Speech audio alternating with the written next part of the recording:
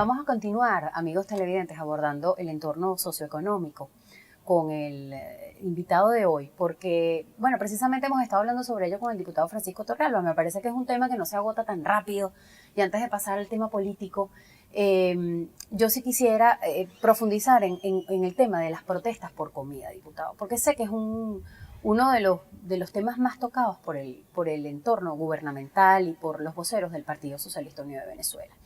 Básicamente se han referido a esto como una guerra económica. Entiendo que ese argumento durante la campaña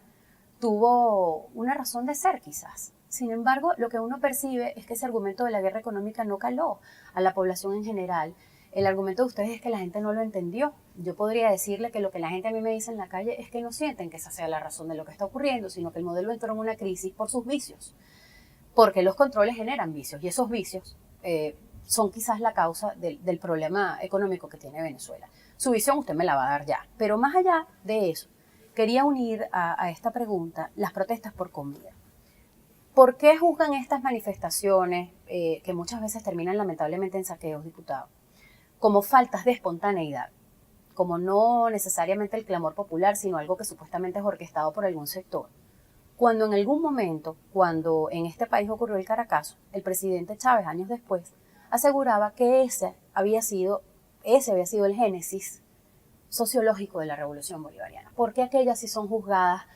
con un tema político casi de bandera y estas son desestimadas y juzgadas como faltas de espontaneidad. Bueno, yo podría quizá ocupar más de lo que nos corresponde en este espacio intentando dar una explicación a la pregunta que tú planteas. Yo sé que es un tema muy complejo y Es denso. muy complejo definitivamente, pero yo significaría al momento cuestiones puntuales. Por ejemplo, cuando se tienen indicios y se documentan movilizaciones organizadas deliberadamente con un fin, que es de ir a generar disturbios o zozobras o a perturbar el orden normal de la gente que está disciplinada y pacientemente haciendo su cola para adquirir un producto, tú entiendes ahí que existen unas razones que no son las normales del comportamiento popular de la gente. La segunda es que cuando ocurrió el Caracazo, al cual tú hacías referencia,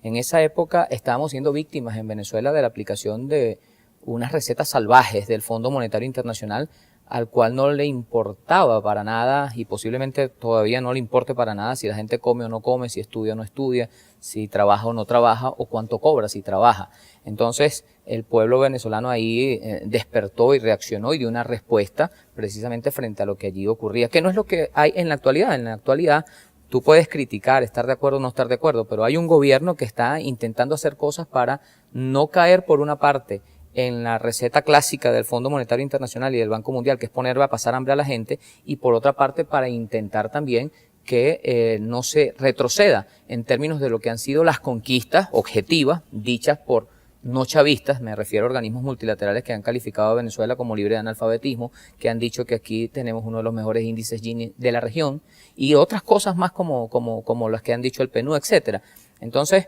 esos pueden ser grandes diferencias entre lo que fue aquella oportunidad y lo que ha sido en la actualidad. Nosotros sabemos que el pueblo venezolano en su mayoría está entendiendo de qué estamos hablando. Puede ser que digiera o no el término guerra económica, pero saber que de las principales industrias de distribución del país no han hecho todo lo posible para que se resuelva el problema de la alimentación, eso lo conoce la gente, sin hacer mención a ninguna marca en particular, no solo para no hacerle publicidad, sino para que no, creo que no hace falta en este momento. Saber la que gente sabe de qué estamos hablando. La gente sabe de qué estamos hablando. Saber que se haya cerrado a Venezuela, al país, a la República Bolivariana de Venezuela, la cuenta con la cual pagaba sus compromisos en el exterior, eso es una cosa que normalmente no ocurre con otros países, pero está ocurriendo con el caso de Venezuela. Entonces, cuando nosotros vemos que este tipo de ataques se dirigen precisamente, enfocadamente hacia un país que está tratando de defender su derecho que tiene a la libre determinación y el proceso de emancipación que nosotros entendemos que se lleva adelante con el socialismo bolivariano, es una situación que tiene que calificarse, en este caso, guerra económica o el nombre que le quieras poner. La verdad es que la gente en la calle está viviendo cosas que nunca antes vivió. Y eso tiene un conjunto de explicaciones. Tú puedes decir que hay una parte que se le puede atribuir a los errores de la revolución, nosotros estaríamos hasta en la postura de aceptarlo, pero hay una muy buena parte que tiene que ver con gente que no quiere que este pueblo alcance los niveles de autonomía, de independencia, de soberanía y de emancipación que el presidente Chávez en buena hora vino a abrirle los ojos, porque es posible hacerlo, porque tenemos una nación que tiene grandes riquezas y que tiene en consecuencia grandes posibilidades y que ha comenzado a exhibirse precisamente no solamente en términos de lo que es el deporte con la generación de oro del deporte, sino en términos de lo que es esa posibilidad de que haya millones de gente estudiando en las universidades, esa posibilidad de que haya millones de gente que hoy tengan vivienda, esa posibilidad de que haya millones, no millones, en este caso estaríamos hablando de cientos de miles de gente que puede ver con sus propios ojos, que no ha perdido la vista porque las misiones de la Revolución Bolivariana han permitido que tengan asistencia médica y todos los demás temas que podríamos mencionar, que en este caso no tendríamos el tiempo suficiente, pero eso es lo que está planteado en este momento. No es una situación anormal la que está ocurriendo en nuestro país, y frente a una situación anormal hay que tener creatividad, ingeniería financiera y política para poder darle respuesta a la gente, que es lo que intentan hacer intentamos hacer nosotros los que estamos en el torno al respaldo del gobierno del presidente Maduro. Este tema económico, diputado, en Venezuela ha sido el gran motivador de las decisiones políticas recientes. Quizás es la razón, además, del revés político que ustedes sufrieron en esta última elección de la Asamblea Nacional. Eso está prácticamente demostrado en el plano de los hechos, y cualquier analista político o electoral podría saber cuáles fueron las causas del revés electoral que sufrió el gobierno bolivariano y aquí dentro de la Asamblea Nacional. Faltan algunos meses para que en Venezuela, si se cumplen todos los pasos del Consejo Nacional Electoral, que es el tema que vamos a tocar al regreso, el tema del referendo revocatorio, exista una consulta en Venezuela. Yo entiendo que ustedes dicen que no da tiempo, porque eso me lo han dicho todos aquí sentados donde está usted. Pero más allá de eso, yo quisiera saber qué ocurre en el propio seno del gobierno y de los diputados y de quienes integran el Partido Socialista Unido de Venezuela, para saber si creen que en el tiempo que resta para que esa consulta se pueda realizar, ustedes tienen posibilidades de recuperarse sociopolíticamente, de que esta crisis económica sea la gran motivadora de decisiones electorales. Sin duda, nosotros posiblemente dentro de lo que ha sido todo este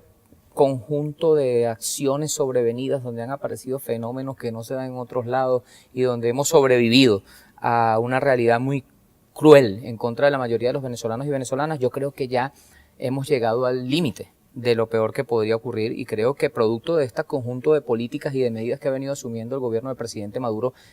ya no vamos a estar peor de lo que hemos estado hasta ahora. De manera que aquí hemos tocado fondo, creo yo, y después de haber tocado fondo, creo que estamos comenzando un proceso